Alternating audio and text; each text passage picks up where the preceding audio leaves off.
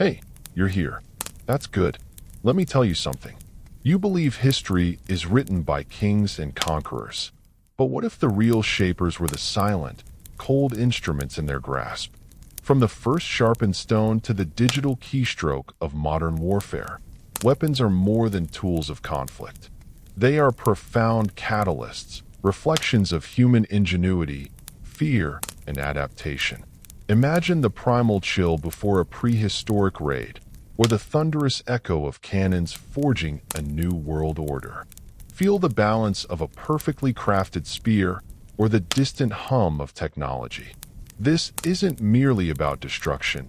It's a saga of innovation born from necessity, of societies fundamentally reshaped by evolving threats, and cultures redefined by the relentless pursuit of strategic advantage. We'll peel back the layers of myth, revealing the hidden social, economic, and psychological forces these instruments unleashed. Discover not just their use, but their surprising origins, true costs, and how they subtly propelled humanity forward. As you settle, like and subscribe. Tell us where you're watching from. The untold history of the weapons that shaped the world is about to begin. Our journey begins not with a bang, but with a stone. Long before grand empires and strategic masterminds, humanity's earliest weapons were, quite paradoxically, simply tools. Imagine, if you will, our distant ancestors, perhaps struggling to crack open a nut or butcher a fresh catch. A sharp piece of flint, a sturdy stick. Innocent enough, right? Yet, in a flash of desperation or genius, these mundane implements transformed. The very rock used to tenderize meat could, with a little more force or a slightly sharper edge, become a formidable deterrent against a hungry beast. Or, more controversially, against a rival tribe coveting the same resources. It's an amusing thought, isn't it? The first truly effective weapon wasn't designed for war. It was an accidental byproduct of our species' relentless drive for survival and, dare we say, comfort. The problem wasn't a lack of intent, but a lack of specialized means. The solution, at first, was merely adapting what was at hand. These were not the glorious swords of legend, nor the thunderous artillery that would later dominate battlefields.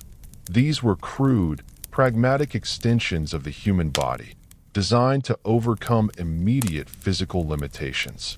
They made us stronger, faster, and surprisingly, a lot more confident.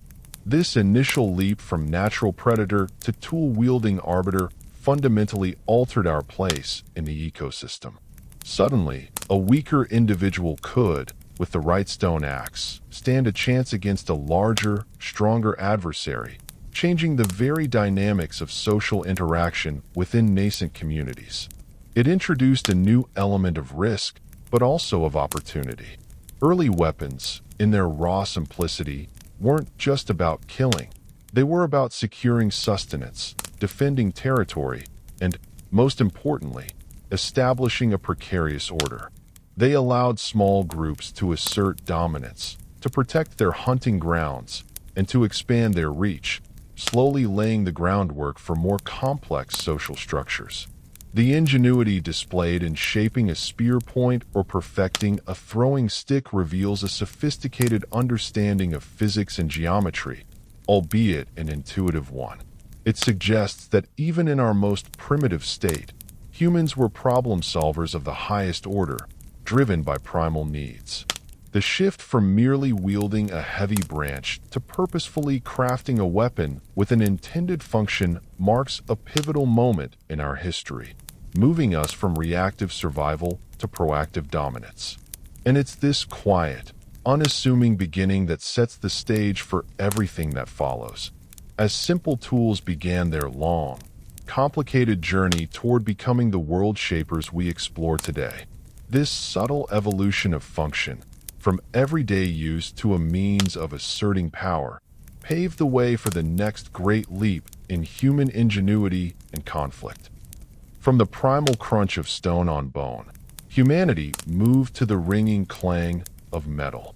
This wasn't merely an upgrade, it was a revolution, transforming warfare, agriculture, and society itself. The problem with stone, as our ancestors quickly discovered, was its fragility and its inability to hold a truly fine edge. The solution arrived with metallurgy, first with copper, then the superior bronze, and finally, the ubiquitous iron. Imagine the sheer wonder, and perhaps a touch of fear, when early smiths first pulled glowing, malleable metal from the fiery crucible. It must have felt like magic, transforming dull rock into gleaming implements. Bronze, an alloy of copper and tin, was a game-changer. It allowed for stronger, sharper, and more durable weapons, swords that wouldn't shatter, spearheads that held their form, and shields that offered genuine protection. But bronze had a significant drawback. Tin was scarce, making bronze weaponry a luxury item, accessible only to elites. This created an interesting social dynamic. Suddenly, the warrior class, armed with their expensive bronze swords, held a distinct advantage, solidifying their power and status within burgeoning societies. It's a classic example of technology reinforcing social hierarchy, making warfare not just more destructive, but also more exclusive. However, like all good things, bronze had its challenger. Iron, though initially harder to work and yielding an inferior product to high-quality bronze, was far more abundant. Once smiths mastered the art of forging and carbizing iron, its democratic appeal became undeniable. Suddenly, every farmer could afford an iron axe, every foot soldier an iron sword. This wasn't just about weaponizing the masses, it was about empowering them. The widespread availability of iron tools led to increased agricultural output, clearing forests more efficiently and cultivating land on a larger scale. More food meant larger populations, which, in turn, fueled larger armies. Iron also democratized warfare, making it possible to equip entire armies with metallic weapons, not just the wealthy few. This shift from bronze to iron was less about a single dramatic invention and more about a persistent, often frustrating, trial-and-error process. Early iron was brittle, requiring endless hammering and folding to achieve strength. But necessity, as they say, is the mother of invention, and the need for durable tools and weapons drove metallurgical innovation forward relentlessly. The irony, of course, is that the very technology that made life easier through farming also made killing more efficient. The age of iron didn't end conflict. It merely escalated it, making wars larger, longer, and arguably more brutal. It reshaped political landscapes, enabling the rise of empires that could arm vast legions, leaving smaller, less technologically advanced communities vulnerable. This silent revolution in material science didn't just equip warriors. It forged entire civilizations, setting the stage for more complex military doctrines and, ironically, more enduring peace through overwhelming force. The clanging of the smith's hammer truly heralded a new era, and the world would never be the same again. This profound shift in materials and their accessibility would soon find a powerful partner in the realm of battlefield mobility. With metal now adorning both tools and weapons, the next great leap in military innovation arrived not in the forge, but in the stable, the domestication of the horse and the invention of the chariot. For centuries, warfare was largely a foot soldier's game, slow, plodding, and exhausting. The problem was obvious: how to achieve tactical speed and shock without relying solely on human endurance. The solution, at first, seems almost laughably simple to us today. Hitch a couple of sturdy horses to a light, two-wheeled platform, and suddenly, you have a primitive battle tank. The chariot wasn't just a faster way to travel. It was a mobile firing platform, a psychological weapon, and a symbol of power. Imagine the dusty plains of ancient Mesopotamia or Egypt. Suddenly, a storm of chariots, adorned with gleaming bronze, thunders across the battlefield, archers unleashing volleys of arrows, spearmen cutting down bewildered infantry. It must have been utterly terrifying. These chariots, requiring skilled drivers and archers, were immensely expensive to produce and maintain, again reinforcing the power of the ruling elites. Only a pharaoh or a powerful king could field a substantial chariot corps, using it to project authority and cement their divine right to rule. It was the ultimate status symbol with a deadly practical application. Yet, as with all military innovations, the chariot's dominance wasn't absolute. Its effectiveness was often limited by terrain. Muddy fields or rocky hills rendered them clumsy and vulnerable. This led to further refinements in design, making them lighter, more maneuverable, and eventually leading to the development of cavalry, where warriors rode horses directly into battle. The transition from chariot to cavalry was a subtle but profound shift. Chariots were powerful but somewhat impersonal, like a modern armored vehicle. Cavalry, on the other hand, was the warrior fused with the animal, a living, breathing extension of martial prowess. Horse archers, like those from the Eurasian steppes, perfected hit-and-run tactics, riding circles around slower, infantry-based armies, peppering them with arrows before melting away. Their mobility and ranged attacks were revolutionary, forcing sedentary empires to develop new defensive strategies and fortified borders. It's a wonderfully ironic thought.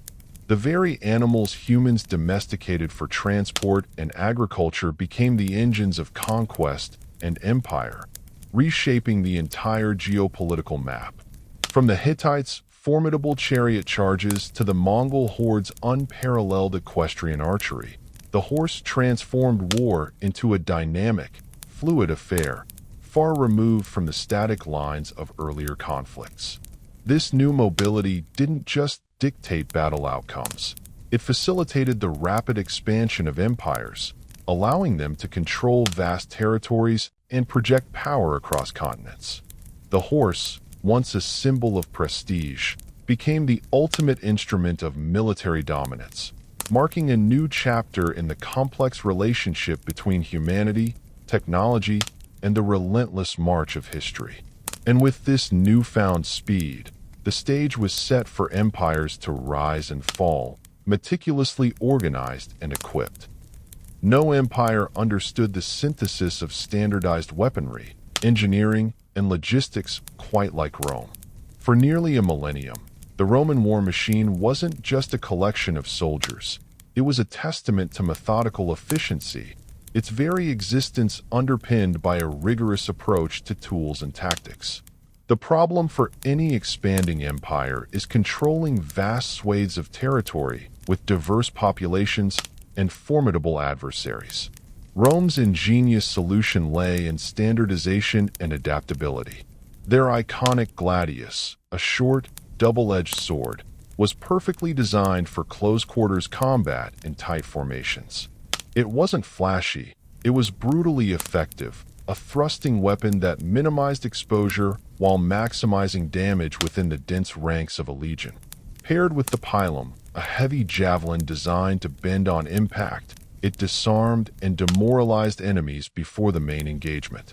Imagine the psychological blow of a volley of pila, shattering shields and rendering them useless, forcing an enemy to drop their primary defense before the legionaries even closed in. This wasn't just about the weapons themselves. It was about how they were used in concert with the scutum, a large, curved rectangular shield that formed an almost impenetrable wall. The Roman legionary was less an individual hero and more a cog in a meticulously engineered machine. Their disciplined testudo formation, a living, moving fortress of shields, was virtually impervious to projectiles, allowing them to advance under heavy fire with chilling calm. It's a stark contrast to the individualistic, often chaotic, melee of earlier warfare. This isn't to say Roman weapons were technologically superior to every opponent's in every aspect. Many barbarian tribes had impressive swords and spears, but it was the systematic training, the unwavering discipline, and the sheer logistical capability to equip, feed, and moved tens of thousands of identically trained soldiers across vast distances that truly set Rome apart.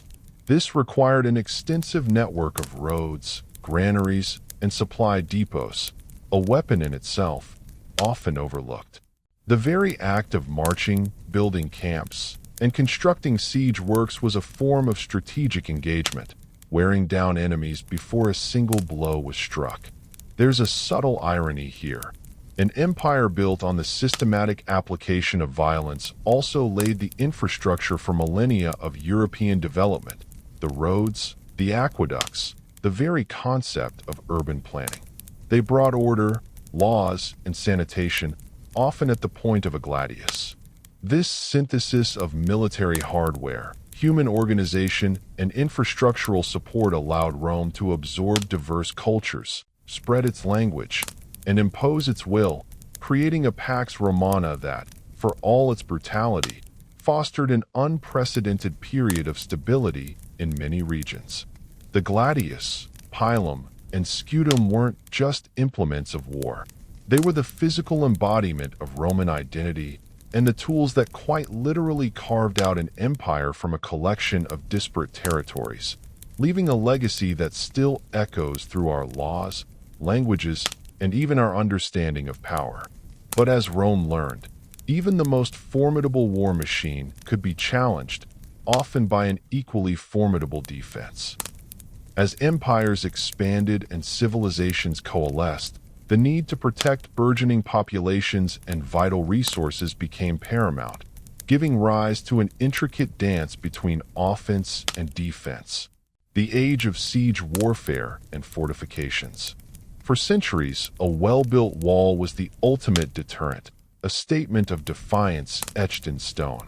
The problem, for aspiring conquerors, was how to breach these formidable barriers without bleeding their armies dry.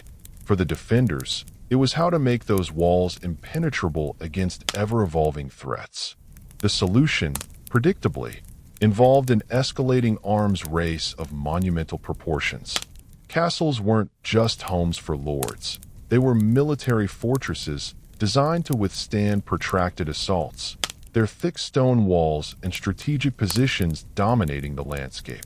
Imagine the sheer undertaking of building one of these colossal structures, hauling massive stones, shaping them, and erecting them piece by painstaking piece. It speaks volumes about the value placed on security and control. The very existence of a castle often dictated the flow of trade, the security of a region, and the loyalty of its populace. It's wonderfully ironic that structures meant to repel invaders often became centers of local governance and commerce, attracting the very people they were designed to protect. But a wall is only as good as the tools designed to break it. Enter the siege engine, trebuchets, catapults, battering rams, and siege towers. These ingenious, often grotesque, contraptions were the high-tech weapons of their day, requiring immense engineering skill and human effort to construct and operate.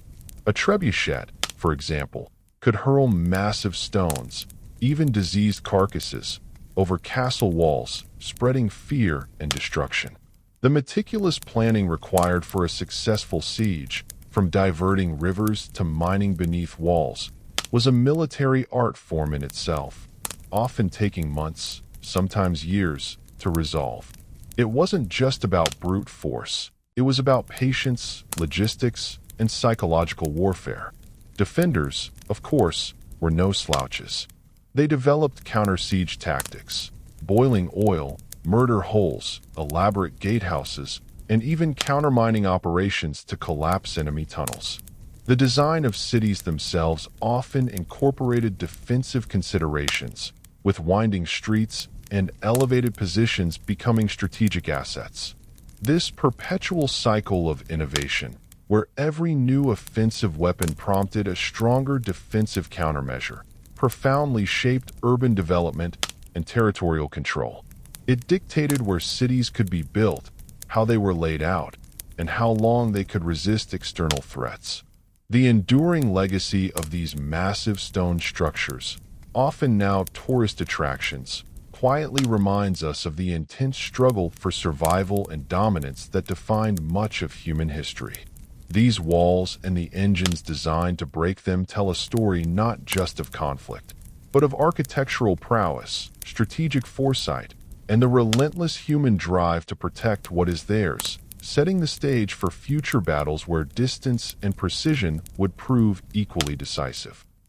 While siege engines thundered and legions marched, another form of warfare was quietly perfecting itself, one that valued speed, precision, and distance, the age of archery and the composite bow. For millennia, the bow was a simple hunting tool, but in the hands of skilled warriors, it became an instrument of empire. The problem with melee combat was its inherent risk and the physical limitations of direct engagement. The solution, refined over centuries, was to project lethal force from afar. Imagine vast swathes of open steppe, where horseback archers, moving like a blur, could rain down arrows on a slower, infantry-based army, disappearing before any counterattack could be mounted. This was the genius of the composite bow, a marvel of ancient engineering. Crafted from wood, horn, and sinew, layered and glued together with animal glues, these bows stored immense energy for their size, capable of launching arrows with incredible velocity and range. Unlike a simple wooden longbow, a composite bow could be shorter, making it ideal for use on horseback, where a long weapon would be cumbersome. This technology fueled the rise of nomadic empires, from the Scythians to the Huns, and, most famously, the Mongols. These mounted archers were the mobile artillery of their age, disrupting formations, picking off commanders, and sowing panic from a safe distance. Their tactics were less about glorious head-on clashes and more about attrition, psychological warfare, and exploiting the enemy's weaknesses. The sheer scale of their conquests, spanning continents, speaks volumes about the revolutionary impact of this weapon system. Yet, Europe had its own answer, the English longbow. While not as technically advanced as the composite bow, it was devastatingly effective in the hands of massed, highly trained archers. At battles like Crécy and Agincourt, longbowmen decimated French heavy cavalry, proving that even against armored knights, a well-coordinated volley of arrows could turn the tide of war. The problem for the knight wasn't the individual arrow, but the sheer quantity. A hail of arrows, each capable of penetrating armor, created a psychological and physical barrier that was incredibly difficult to overcome. The irony is that while chivalry and individual prowess were romanticized, it was often the anonymous archer, standing in ranks, who truly decided the outcome. The widespread use of these powerful bows also necessitated new forms of armor and fortifications, further escalating the arms race. It shifted the emphasis from expensive, individually trained knights to massed, disciplined formations, laying the groundwork for more modern armies. The longbow and composite bow weren't just weapons, they were instruments of social change, empowering commoners and challenging the feudal aristocracy. They reshaped military doctrine, influenced national identities, and demonstrated the enduring power of ranged combat, forever altering the calculus of battle. This silent revolution of projectile force would soon meet its match, however, in a deafening new form of power. While European knights pondered the efficacy of thicker plate armor against arrow volleys, a far more destructive force was slowly bubbling into existence halfway across the world, almost innocently, gunpowder's silent arrival in the East. For many, gunpowder conjures images of cannons and muskets, yet its origins are far less martial, more akin to scientific curiosity mixed with a touch of alchemical mysticism. The problem, as ancient Chinese alchemists saw it, wasn't warfare, but the elusive quest for immortality. They sought elixirs of eternal life, a noble pursuit that, in a deliciously ironic twist of fate, led them to concoct the very formula for mass mortality. Around the 9th century, During the Tang dynasty, these industrious alchemists stumbled upon a volatile mixture of saltpeter, sulfur, and charcoal. Their initial observations likely involved some accidental explosions and dramatic plumes of smoke. Hardly the stuff of battlefields, more the stuff of laboratory mishaps. The earliest applications were, amusingly enough, for fireworks. Imagine the wonder of colorful explosions lighting up the night sky, a spectacle meant for celebration, not destruction. It was an aesthetic marvel before it became a military menace. However, it wasn't long before practical minds recognized the explosive and incendiary potential. Early military uses were less about projectiles and more about psychological warfare and fire.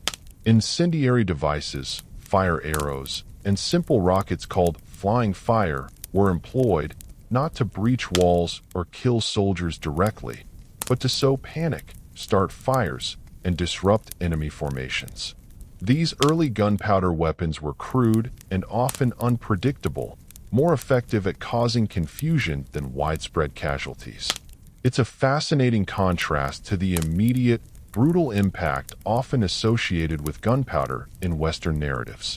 The slow, experimental path taken by the Chinese in weaponizing gunpowder highlights a different cultural approach. They understood its power but integrated it gradually, evolving from fire lances, essentially spears with attached gunpowder charges that spewed flames, to early bombard-like devices. They explored its potential, sometimes for siege breaking, but often for defense, creating intricate layered defenses that incorporated these new fire weapons. The development was incremental, a quiet scientific pursuit that gradually edged towards military application, rather than a single, dramatic invention. There's an undeniable irony in a civilization searching for endless life, discovering the means of swift death. The very ingredient meant to purify and elevate, saltpeter, became the key to its destructive power. This initial, understated integration of gunpowder into military doctrine in the East would eventually, through trade routes and espionage, make its way westward, where its reception and development would be anything but silent, truly reshaping the world in a cacophony of smoke and fire. From the subtle incendiaries of the East, gunpowder made its explosive journey to the West, where its reception was less about subtle deterrence and more about outright demolition. The problem for medieval European warfare was the dominance of the fortified castle and the armored knight, creating a static, drawn-out form of conflict. The solution arrived with a literal bang, the cannon, and later, the firearm. Imagine, if you will, the astonishment, and indeed, the sheer terror, when these new fire weapons first appeared on European battlefields in the 14th century. Early cannons were crude, temperamental, and often more dangerous to their operators than to the enemy. They were essentially large, unwieldy tubes of bronze or iron, prone to exploding, requiring immense effort to load and fire. Yet, their potential was undeniable. A single cannonball could smash through stone walls that had resisted battering rams for weeks, or knock a knight clean off his horse, armor and all. This wasn't just a new weapon, it was a paradigm shift. Castles, once impregnable symbols of feudal power, began to crumble, literally and figuratively. Their massive stone walls, designed to withstand siege engines that relied on blunt force, were suddenly vulnerable to a focused, explosive impact. This forced a radical rethinking of fortification design, leading to lower, thicker walls and complex star-shaped bastions capable of deflecting cannon fire, a costly and time-consuming endeavor that only powerful central authorities could afford. The irony here is delightful. The very technology that made the knight obsolete also empowered kings and nascent nation-states by giving them the means to dismantle the independent power bases of their unruly nobility. No longer could a duke simply hole up in his castle and defy the crown. A few well-placed cannons would quickly bring him to heel. This shift in military technology fueled the rise of standing armies, as firearms required standardized training and mass production, a far cry from the individualistic prowess of the medieval knight. Musketeers, wielding their unwieldy, smoke-belching weapons, slowly replaced archers and spearmen as the primary infantry, changing the nature of battle from close-quarters melee to disciplined volleys. The battlefield became a place of noise, smoke, and coordinated fire, demanding a different kind of bravery and a more rigid command structure. This explosive spread of gunpowder technology wasn't merely about more effective killing. It was about reshaping political landscapes, centralizing power, and ushering in the modern era of state-sponsored warfare. It democratized destruction, making lethal force accessible to larger numbers of soldiers, but simultaneously made warfare vastly more expensive, further cementing the power of centralized governments capable of funding such endeavors. The Age of Knights, with their romanticized notions of chivalry, effectively ended with the echoing boom of cannon fire. This loud and undeniable transformation of warfare irrevocably changed societies, setting the stage for global expansion and conflict on an unprecedented scale. As gunpowder roared across European battlefields, another arena, vast and unforgiving, was about to be utterly transformed: the high seas. The problem for burgeoning European powers, hungry for new trade routes, resources, and colonies, was how to project their newfound gunpowder dominance across oceans. The solution, a marvel of naval architecture and ballistic engineering, was the sailing warship armed with broadside cannons. Imagine the early 16th century, a time of ambitious exploration. Spanish caravels, Portuguese carracks, and later, English galleons and Dutch flyboats weren't just vessels. They were floating fortresses bristling with cannons. The ability to mount dozens of heavy guns along the sides of a ship, firing in a synchronized broadside, was a game-changer. It allowed a single vessel to unleash devastating firepower, reducing enemy ships to splinters and challenging coastal fortifications. This wasn't merely about naval battles. It was about global power projection. The nation that commanded the seas controlled the trade routes, the colonies, and ultimately, the flow of wealth. The naval cannon was the primary instrument of this control, enabling European powers to establish vast maritime empires. The sheer logistical challenge of arming and maintaining these fleets was immense, requiring vast resources, skilled shipwrights, and trained crews. It's an interesting parallel to the Roman legions. Standardization, discipline, and logistical support were key. A captain couldn't just sail off with a few cannons. He commanded a complex floating ecosystem of specialists. There's a delicious irony in how these majestic ships, often beautifully carved and adorned, were essentially mobile platforms for industrial-scale destruction. They carried not just cannons, but also the seeds of globalism, transporting goods, people, ideas, and, of course, conflict to every corner of the world. The naval arms race that ensued spurred continuous innovation in ship design, gun manufacturing, and navigation techniques. Heavier cannons, stronger hulls, and more maneuverable rigs became crucial for maintaining an edge. The very shape of international diplomacy began to be dictated by the strength of a nation's navy. The ability to blockade ports, protect merchant fleets, and launch amphibious assaults gave nations unprecedented leverage. This wasn't just about winning battles. It was about shaping entire continents.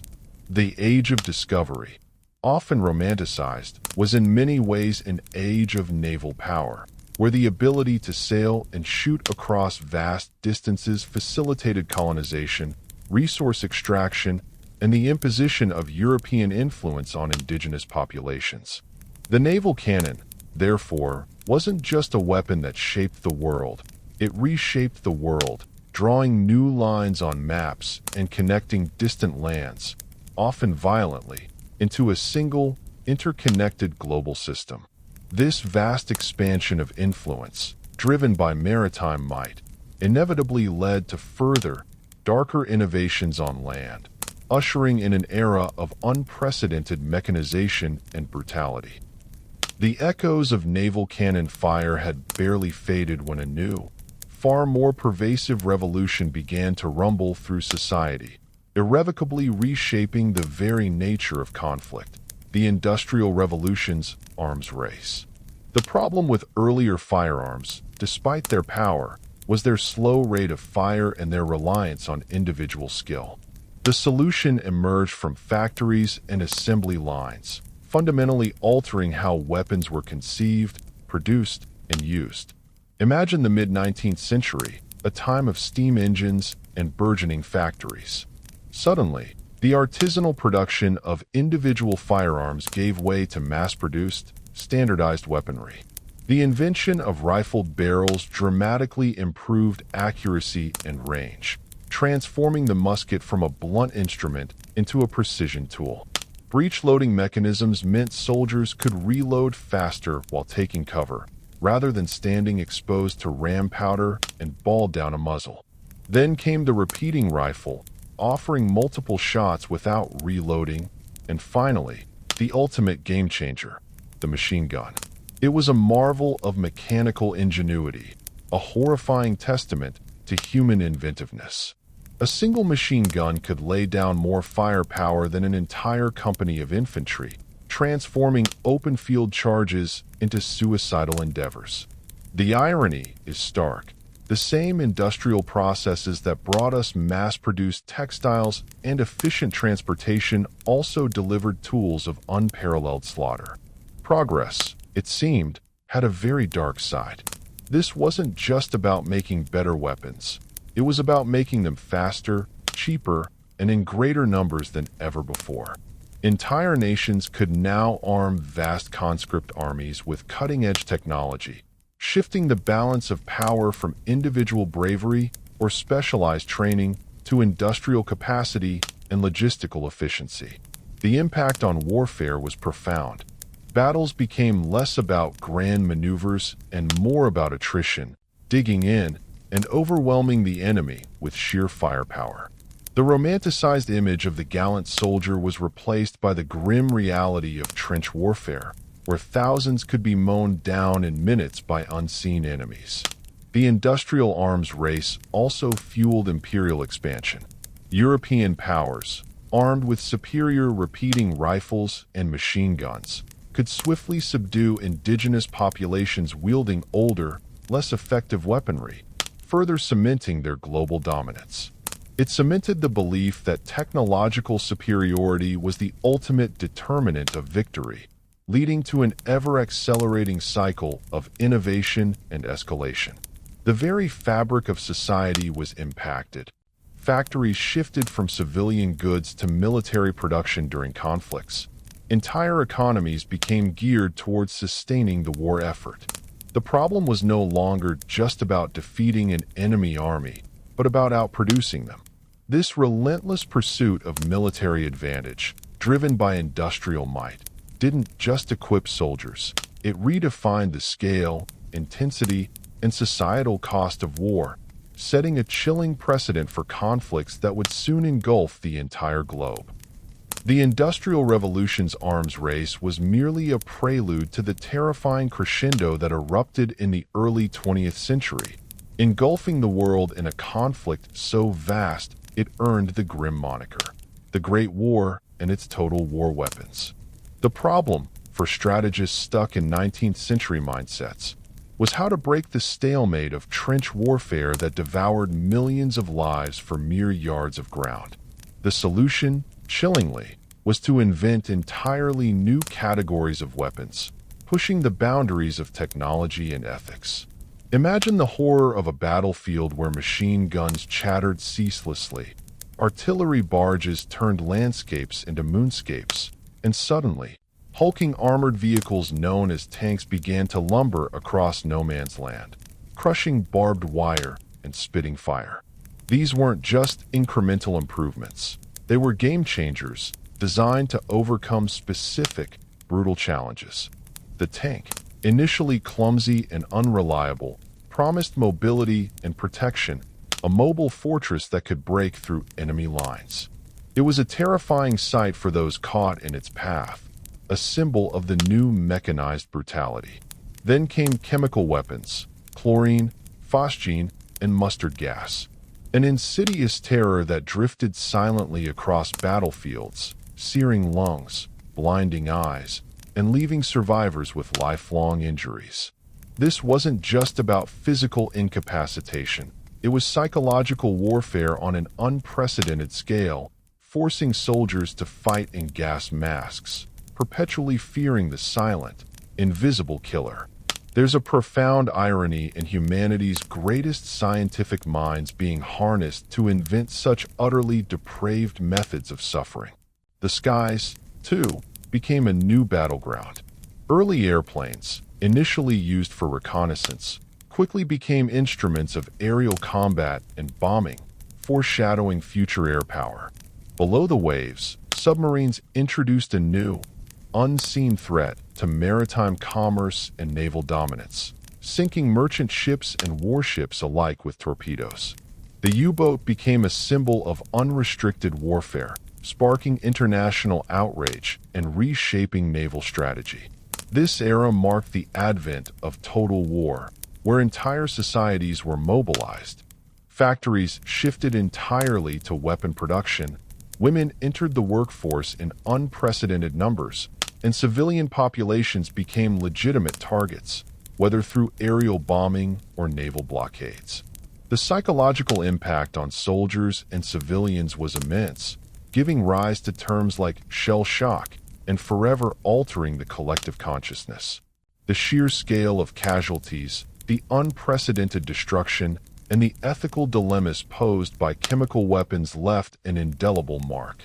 These weapons didn't just shape the world, they traumatized it, forcing a profound re-evaluation of humanity's relationship with technology and the terrifying lengths to which it would go in the pursuit of victory. This era of unfathomable destruction, however, led to an even more terrifying and paradoxical form of peace.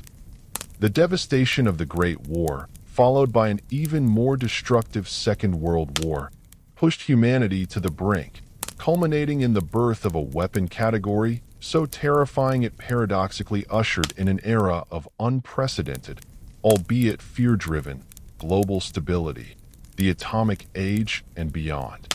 The problem was no longer merely winning a war, but ensuring the very survival of civilization in the face of absolute destructive power. The solution, unveiled in the blinding flash over Hiroshima and Nagasaki, was the atomic bomb. Imagine, if you can, the shift in human understanding when a single weapon could annihilate an entire city, not with an army or a fleet, but with the press of a button. This wasn't just a bigger bomb. It was a fundamental change in the calculus of conflict. War between great powers, once a brutal but conceivable outcome, now carried the existential threat of mutual assured destruction, or MAD. The irony is poignant. The capacity for ultimate destruction became the ultimate deterrent. Nations, particularly during the Cold War, amassed vast arsenals of nuclear weapons, not with the intention of using them, but to ensure that no other nation would dare use theirs. It was a peace built on terror, a fragile balance of power maintained by the threat of global annihilation. This era redefined shaping the world.